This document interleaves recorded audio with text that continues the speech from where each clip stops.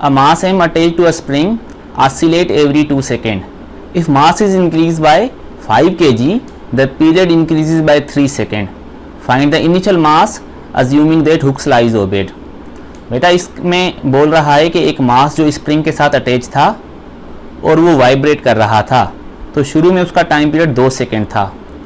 अगर हमने उसके मास में 5 kg इंक्रीज़ किया तो उसका टाइम पीरियड भी 3 सेकेंड इंक्रीज़ हो गया। तो बताओ कि शुरू में मास कितना था। अच्छा बेटा, इसमें जो हमें कंडीशन अब मिली है उसमें क्या है कि जब मास m + 5 kg हुआ तो जो टाइम है वो 2 से इंक्रीज़ होके 2 + 3 सेकेंड हो गया। तो ये हमारी डेटा के हिसाब से कंडीशन है। तो स्प्रिंग पेंडुलम है क्योंकि, तो उसका टाइम पीरियड हो जाएगा 2 पाई √m/k। तो हमें ये मास मालूम करना है।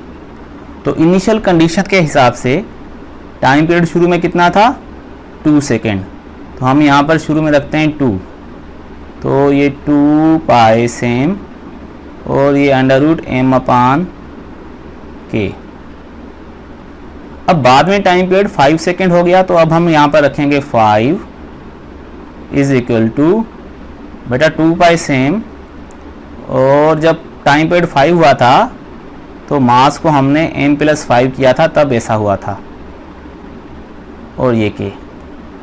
अब हम इन दोनों इक्वेशन को अगर डिवाइड कर दें तो लेफ़्ट साइड लेफ़्ट के साथ और राइट साइड राइट के साथ, तो बेटा इसमें 2 पाई जो है वो कट जाएगा, ये जो k है ये भी कट जाएगा, 2/5। और बेटा इस तरफ √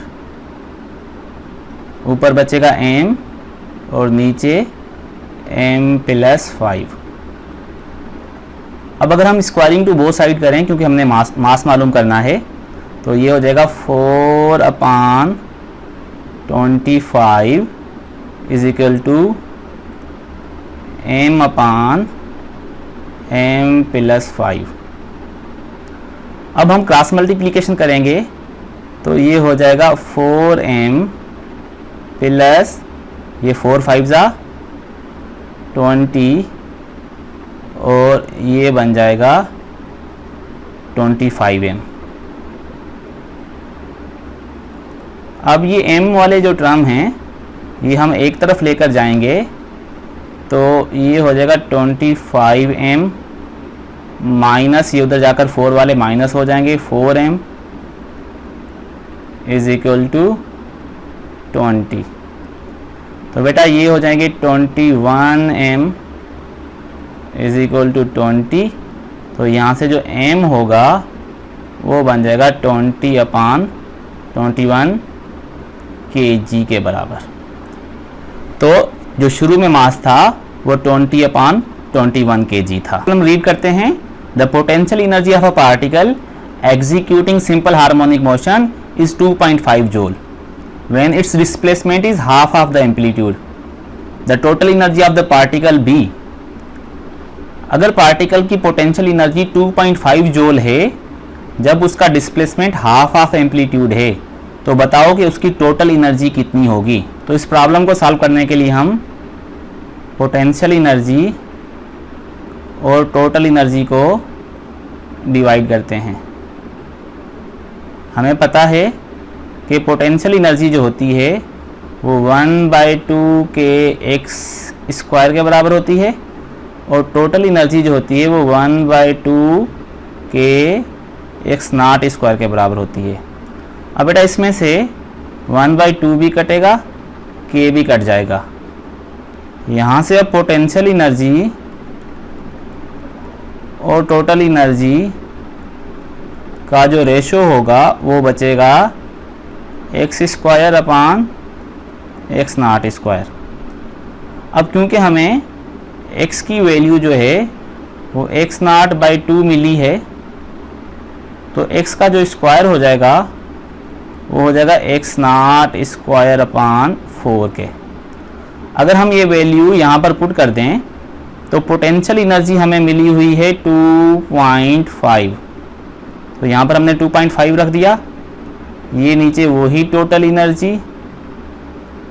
अच्छा, अब एक्स स्क्वायर जो है वो हो गया एक्स नॉट स्क्वायर अपान 4 के, और नीचे ये वाला एक्स नॉट स्क्वायर, तो बेटा ये इसमें कट जाएगा। तो अगर हम क्रॉस मल्टीप्लिकेशन करेंगे तो यहाँ से जो टोटल एनर्जी है वो हमें मिल जाएगी 4 इंटू 2.5 यानी 10 जूल के। तो इस तरीके से हम टोटल एनर्जी मालूम कर लेंगे। A body executing simple harmonic motion has maximum acceleration equal to 24 meter per second square and maximum velocity 16 meter per second. The amplitude of simple harmonic motion is, बेटा इसमें मैक्सिमम एक्सीलरेशन और maximum velocity बता रहा है और amplitude पूछ रहा है। हमने कल भी एक ऐसा प्रॉब्लम किया था लेकिन उसमें एंगुलर वेलोसिटी पूछ रहा था। अब देखते हैं कि यहाँ पर एम्पलीट्यूड कैसे मालूम होगा। तो बेटा मैक्सिमम एक्सीलरेशन का फार्मूला होता है एक्स नॉट ओमेगा स्क्वायर, और मैक्सिमम वेलोसिटी जो होती है वो होती है एक्स नॉट ओमेगा। अगर हम इन दोनों को डिवाइड कर लें और इनकी वैल्यूज़ पुट करें तो ये मिली हुई है 24 और ये वेलोसिटी जो है मैक्सिमम ये मिली हुई है 16। यहाँ से एम्पलीट्यूड कट जाएगा, एक ओमेगा भी कट जाएगी, तो ओमेगा की जो वैल्यू बचेगी वो हो जाएगी टेबल लगाने से 3/2। अब ये आपको ओमेगा मिल गई, यहाँ पर एम्पलीट्यूड कट गया, कोई बात नहीं, हम दोबारा से एक्स नॉट ओमेगा को यूज़ करेंगे। ये मैक्सिमम वेलोसिटी है और ये मैक्सिमम वेलोसिटी क्योंकि 16 है तो यहाँ पर हम 16 रख देंगे। तो यहाँ से जो एम्पलीट्यूड होगा वो हो जाएगा 16/ओमेगा, और ओमेगा की वैल्यू क्या है 3/2। अब ये 2 जब ऊपर जाएगा तो एक्स नॉट की वैल्यू हो जाएगी 32/3। डिस्प्लेसमेंट है तो यूनिट हो जाएगा metre. If the position of oscillating object is given by the equation x is equal to √2 cos π/8t then its displacement after 2 second is. यहाँ पर हमें डिस्प्लेसमेंट की इक्वेशन दे रहा है और 2 सेकंड के बाद पूछ रहा है कि डिस्प्लेसमेंट कितना होगा। तो हमें डिस्प्लेसमेंट की जो इक्वेशन मिली है वो है x is equal to √2 cos π/8 into t, और हमसे पूछ रहा है कि 2 सेकंड के बाद डिस्प्लेसमेंट कितना होगा। तो हम यहाँ पर टाइम की वैल्यू 2 सेकंड पुट करके सिंपली सॉल्व करेंगे। तो ये बन जाएगा x is equal to √2 cos, ये हो जाएगा π/8 इंटू 2, तो बेटा हो जाएगा 2 और ये हो जाएगा 4 टेबल के बाद। तो x इज इक्वल टू √2 और ये π/4 आपको पता है 45 डिग्री होता है, और ये cos 45 डिग्री जो हो जाएगा वो हो जाएगा 1/√2। बेटा ये दोनों कट जाएंगे तो डिस्प्लेसमेंट की वैल्यू हो जाएगी 1। Next question, a body perform simple harmonic motion with period of 6.3 second. The maximum speed of the body is 10 metre per second.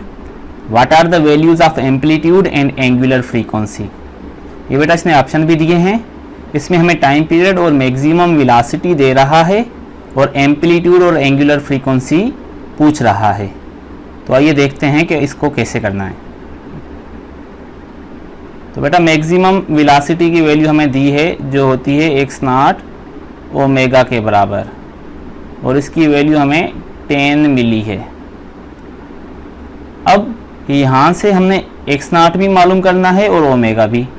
तो अब हम कैसे मालूम करें, उसके लिए हमें उसने टाइम पीरियड भी दिया है। तो टाइम पीरियड जो होता है वो होता है 2π/ओमेगा, यहाँ से ओमेगा हो जाएगा 2π/T। तो जब हम वैल्यूज़ पुट करेंगे तो 2π जो होता है वो अप्रॉक्सीमेटली 6.3 होता है, और टाइम पीरियड भी 6.3 है।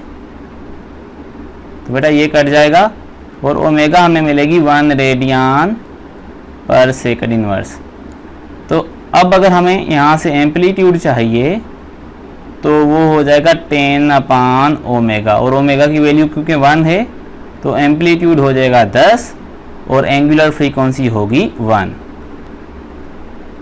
तो एंगुलर फ्रीक्वेंसी हो गई 1 रेडियन पर सेकेंड और एम्पलीट्यूड जो है वो मिल गया 10 metre. At which one of the following length for simple pendulum its time period would be 2 pi seconds? Simple pendulum की कितनी लेंथ होनी चाहिए कि उसका टाइम पीरियड 2 पाई सेकेंड के बराबर हो जाए? तो सिंपल पेंडुलम का जो टाइम पीरियड होता है उसका फार्मूला तो हमें आता ही है। सिंपल पेंडुलम है तो 2 pi under root L upon G. अब क्योंकि वो टाइम पीरियड जो है वो 2 पाई सेकेंड के बराबर करना चाहता है तो हम टाइम पीरियड के बदले रख देंगे 2 पाई, और ये इस तरफ 2 पाई है सेम, और ये हो जाएगा एल अपान जी। बेटा ये 2 पाई में कट जाएगा तो यहाँ पर बचेगा 1, तो 1 will be equal to under root L upon जी।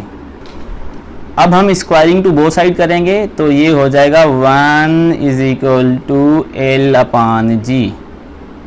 तो इस तरीके से length should be equal to ji. Numerically ये जी के बराबर होनी चाहिए। तो एल की जो वैल्यू है वो 9.8 मीटर होगी। यहाँ पर हमने 9.8 मीटर पर सेकेंड स्क्वायर नहीं लिखना क्योंकि हमें लेंथ चाहिए, जी की वैल्यू नहीं चाहिए। ये न्यूमेरिकली तो इसके बराबर होगी लेकिन यूनिट इसका अपना होगा।